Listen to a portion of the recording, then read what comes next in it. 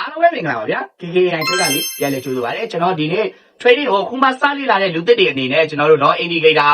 အကောင့်လေးတစ်ခုကိုကျွန်တော် sharing လုပ်ပေးချင်ပါတယ်အဲ့ဒါလေးကိုဘယ်လိုခေါ်လဲဆိုတော့ကျွန်တော်တို့ moving average လို့ခေါ်ပါတယ်ဗျ EMA 25လို့လည်းခေါ်ပါတယ်ကဲကျွန်တော်ဒီ EMA 25ဆိုတဲ့တော့ moving average လေးကဘယ်လိုမျိုးအလုပ်လုပ်လဲဆိုတာကျွန်တော်လည်းဒီဗီဒီယိုမှာကြည့်လိုက်ရအောင်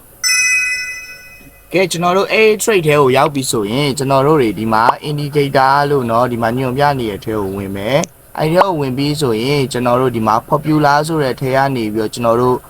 moving average ဆိုတဲ့အရာလေးကိုရှာလိုက်မယ်ဗျာ okay ဒီမှာ moving average ဆိုတဲ့အရာလေးကိုကျွန်တော်တစ်ချက်နှိပ်မယ်ကဲတကယ်လို့ကျွန်တော်တို့ဒီမှာဘာမှမပြောင်းရသေးဘူးဆိုရင်ကျွန်တော်တို့တွေပထမဦးဆုံးအနေနဲ့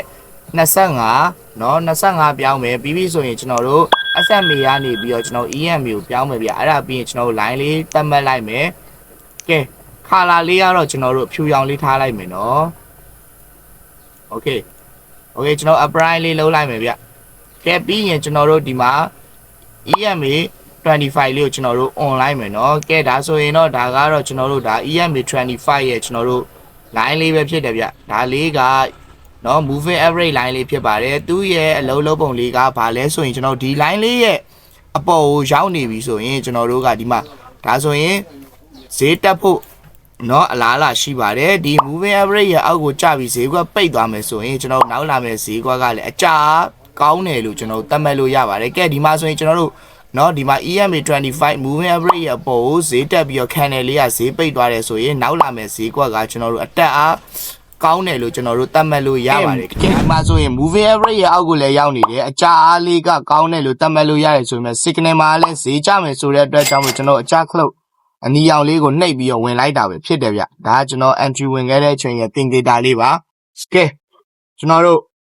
EU က JPY မှာ signal ကလည်းဈေးကျမယ်လို့ပြောခဲ့တယ်ကျွန်တော်တို့ moving average ရဲ့အောက်ကိုလည်းရောက်နေတယ်ဆိုတော့သူက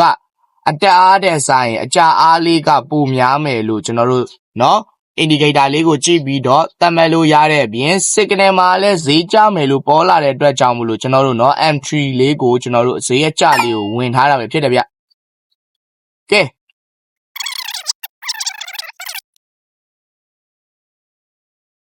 ကဲခွန်6 5 4 3 2 bingo yes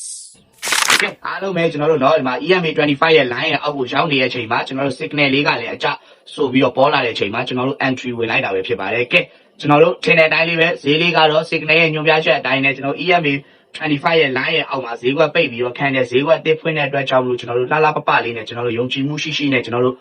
နိုင်ရရှိသွားတာပဲဖြစ်ပါတယ်ခင်ဗျာအဲ့ဒီအတွက်ကြောင့်မလို့ဒီလိုမျိုး indicator လေးနဲ့ပတ်သက်တဲ့အကြောင်းအရာလေးတွေကိုစိတ်ဝင်စားတယ်ဆိုရင်ကျွန်တော်ရဲ့ video လေးကို like and follow လုပ်သွားဖို့ပြောချင်ပါတယ်ခင်ဗျာနောက်တဲ့သတင်းကောင်းတစ်ခုအနေနဲ့ကတော့ကျွန်တော်ဒီမျိုး trading နဲ့เนาะ currency trading နဲ့ပတ်သက်တဲ့အကြောင်းအရာတွေကိုအခမဲ့ပါเนาะ sharing ပြုလုပ်ပေးနေတဲ့ channel လေးရှိပါတယ်ကိုကဝင်ရောက်ပြီးစိတ်ကြိုက်လေးလာနေတယ်ဆိုရင် comment 3ပုံ6မှာ KKI လို့ရေးခဲ့ပြီပါအားလုံးကိုအခမဲ့ဝင်ရောက်လေးလာလို့ရမယ် Telegram channel group link ကိုကျွန်တော်ပေးပို့ပေးချင်ပါတယ်ကဲအားလုံးပဲကျေးဇူးတင်ပါတယ်နောက်ဗီဒီယိုမှာထပ်တွေ့ကြပါမယ်ခင်ဗျာ